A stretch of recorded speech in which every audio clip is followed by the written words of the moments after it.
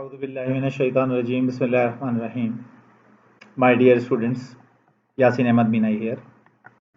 Last time we have ended our lecture on the concept of chi-square test for single variance, right?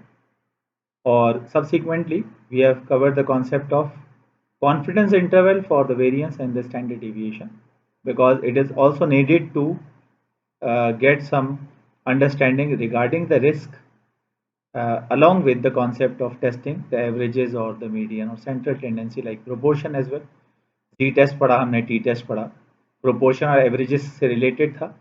उसके बाद हम risk management की तरफ जब आते हैं तो हमारा पहला स्टेप जो होता है वो ये होता है कि सिग्मा या सिग्मा स्क्वायर से रिलेटेड हाइपोथेसिस को भी टेस्ट कर लिया जाए। तो उसी हवाले से एक दो एग्जांपल्स हम लोगों ने की। अब जो टेस्ट आ रहा है वो काई स्क्वायर का वो पार्ट है जो कि टेस्ट ऑफ एसोसिएशन, दो वेरिएबल्स के दरमियान एसोसिएशन से रिलेटेड है। तो यहाँ पर एक थॉट आती है पहली कि जब हम टेस्ट ऑफ एसोसिएशन करने जा रहे हैं तो एसोसिएशन का मतलब तो ये है कि दो वेरिएबल्स के दरमियान ये एक्सटेंट ऑफ प्रोपोर्शनैलिटी है, राइट? तो ये तो हम कॉरिलेशन से भी कर लेते हैं, यकीनन इसका जवाब है मेरे पास। This test is widely used to observe the association between two qualitative variable. Now the my question is, अगर दो वेरिएबल्स क्वांटिटेटिव हों तो प्लॉट किए जा सकते हैं, स्कैटर डायग्राम ऑब्जर्व हो जाता है। लेकिन अगर यही दो वेरिएबल्स क्वालिटेटिव हों, यानी अल्फ़ाबेटिकल मैनर में आ रहे हैं, आपके पास येस और नो के रिस्पॉन्सेज हैं और लाइकर्ट स्केल समझते हैं, स्ट्रांगली डिसएग्री से स्ट्रांगली एग्री के दरमियान रिस्पॉन्सेज लिए गए। तो ऐसी सूरत में अगर हम ये किस तरह मालूम करें कि एक क्वेश्चन के रिस्पॉन्स, एक वेरिएबल के रिस्पॉन्स दूसरे वेरिएबल के रिस्पॉन्स से इफेक्टेड हैं या उनसे एसोसिएटेड हैं, चाहे वो पॉजिटिव डायरेक्शन में हो या वो नेगेटिव डायरेक्शन में हो। ये बाय मीन्स ऑफ कॉरिलेशन तो पॉसिबल नहीं है। That's why we need to use another dimension of test जो कि ये chi square test of association है। तो इसमें जिस तरह मैंने कंडीशनल प्रोबेबिलिटी में पढ़ाया आप लोगों को, क्या कंडीशनल प्रोबेबिलिटी में उमूमन कंटीजेंसी टेबल की हेल्प से पढ़ाता हूँ। और व्हाट इज कंटीजेंट डेटा?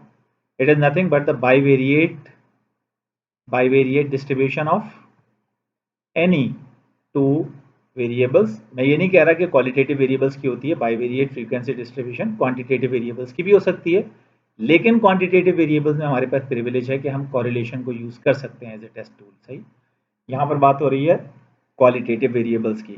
तो सपोज दो किस्म के रिस्पॉन्सेज आपके पास हैं, एक रिस्पॉन्स जो है वो जेंडर से रिलेटेड हो गया, दूसरा कोई बिहेवियरल एक्टिविटी से रिलेटेड हो गया। तो यकीनन हमें एक अदद केस की ज़रूरत है। तो यहाँ पर मैं कोई नया केस प्रेजेंट नहीं करूँगा, क्योंकि पिछले कोर्स में आप लोगों ने कहीं ना कहीं, अगर जिन्हें मैंने पढ़ाया है तो उन्हें याद होगा कि मैं कौन सा केस यहाँ पर प्रेजेंट करता हूँ। केस यहाँ पर आ गया दोबारा वही वाला कि हम ऐसी कम्युनिटी में गए जहाँ हमें एक extent of some eyesight testing या बिहेवियरल एस्पेक्ट में बहुत सारी चीज़ें आती हैं। हम ये देखना चाहते हैं कि आई साइट के हवाले से क्या प्रोफाइल है हमारी कम्युनिटी का। तो वहाँ पर मुझे एक अदद कंटीजेंट डेटा चाहिए।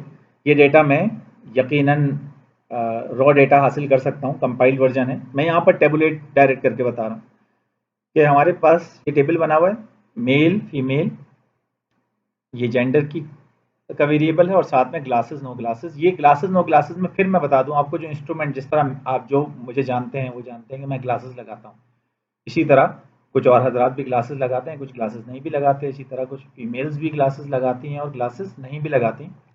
तो एक अदद डेटा सिंपल मैंने इस हालत में प्रेजेंट कर दिया।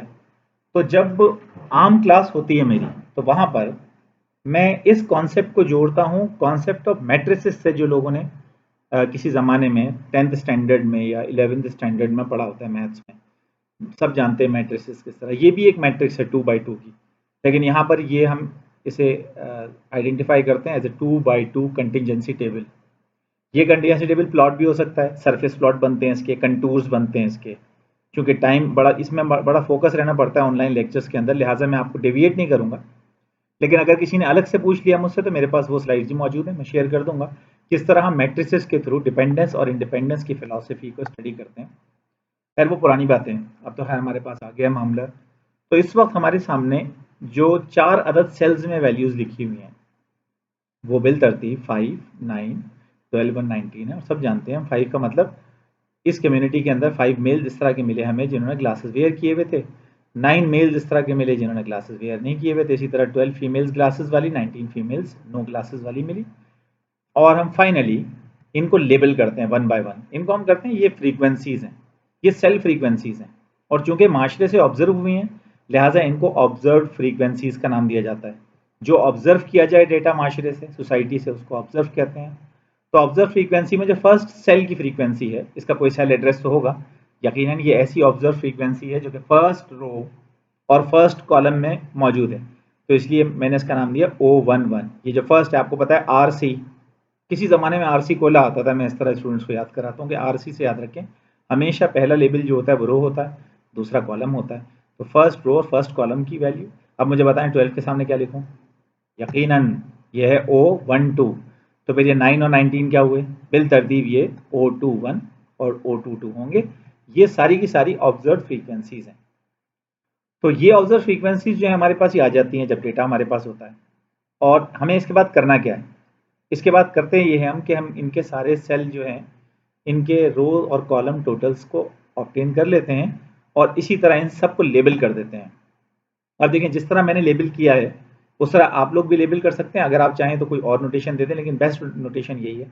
M इज इक्वल टू 14, यानी 14 मेल्स हैं इस कम्युनिटी में, 31 फीमेल्स इस कम्युनिटी में ऑब्जर्व हुई। इस कम्युनिटी में फीमेल्स मेल से कुछ ज़्यादा हैं, और इसी तरह ये टोटल कम्युनिटी जो मैंने ऑब्जर्व की है ये 45 इंडिविजुअल्स पे कंसिस्टिंग है। ठीक है, अब ये जो सारी की सारी चीज़ आ गई है, हम करने क्या जा रहे हैं? देखिए, मेरा पहला सवाल है कि मैं एक्सटेंट ऑफ एसोसिएशन देखना चाह रहा हूँ कि ये जो वेरिएबल है मेरा जेंडर का, जो ऊपर लिखा हुआ है कॉलम हेडिंग्स की शक्ल में, मेल और फीमेल, सही, क्या ये मेल और फीमेल जेंडर, ये जो ग्लासेस नो ग्लासेस, एक समझ लें क्या कहेंगे इसे, मेडिकल पॉइंट ऑफ व्यू से कोई मर्ज हो सकता है ना, कोई ग्लासेस लगा रहा है तो उसकी यकीनन आई साइट डेफिशिएंसी है जब भी वो लगा रहा है। बहुत कम ऐसे होते हैं जो फैशन के तौर पे लगाते हैं, ज़्यादातर ज़रूरत से लगाते हैं। तो अगर ये एक मेडिकल डेफिशिएंसी है तो क्या ये मेडिकल डेफिशिएंसी जेंडर इफेक्टिव है?